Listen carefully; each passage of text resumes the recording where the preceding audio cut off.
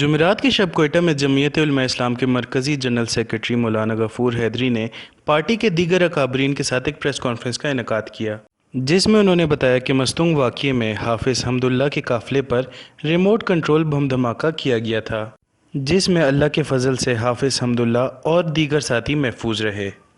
انہوں نے مزید کہا کہ آج شو پیس کے تحت تنظیمیں ذمہ داریاں قبول تو کرتی ہیں، مگر اصل میں ان کے پیچھے کچھ قوتیں ہیں جو ان کو فنڈنگ کرتی ہیں۔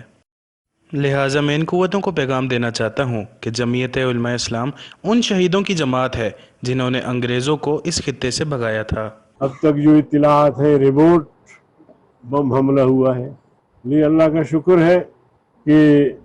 حافظ حمداللہ صاحب اور ان کے تمام رفقا ابھی تک بخیریت ہے۔ جمعیت علماء اسلام نہ اس قسم کی بزدلانہ حملوں اور حرکتوں سے اپنی تحریک سے باز آ سکتی ہے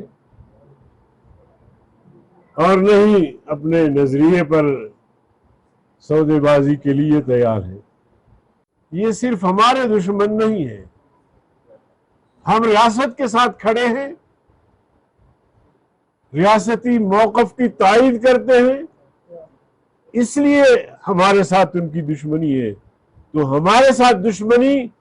اس کا مطلب یہ ہے کہ ریاست کے ساتھ دشمنی۔ تو اس لیے میں تاجر برادری سے بھرپور اپیل کرتا ہوں، ان سے درخواست کرتا ہوں کہ کل آپ شٹر ڈاؤن کر کے ان عالمی قوتوں کو یہ بتا دیں کہ ہم بلوچستان کے عوام ایک دوسرے کے ساتھ جڑے ہوئے ہیں اور متحد ہیں۔ پریس کانفرنس کے اختتام پر جمعیت علماء اسلام کے مرکزی جنرل سیکریٹری مولانا غفور حیدری نے مستونگ دھماکے کے خلاف کوئٹہ میں کل بروز جمعہ شٹر ڈاؤن ہڑتال کی کال دے دی ہے،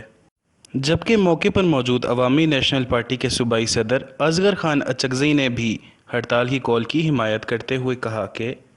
ہم پرامن سیاسی جماعتیں ہیں، اسی لیے پرامن طریقے سے جواب دیں گے اور ریاستی اداروں کی ذمہ داری ہے کہ وہ ایسے واقعات کی تحقیقات کر کے وجوہات کو سامنے لائیں۔ وش نیوز، کوئٹہ۔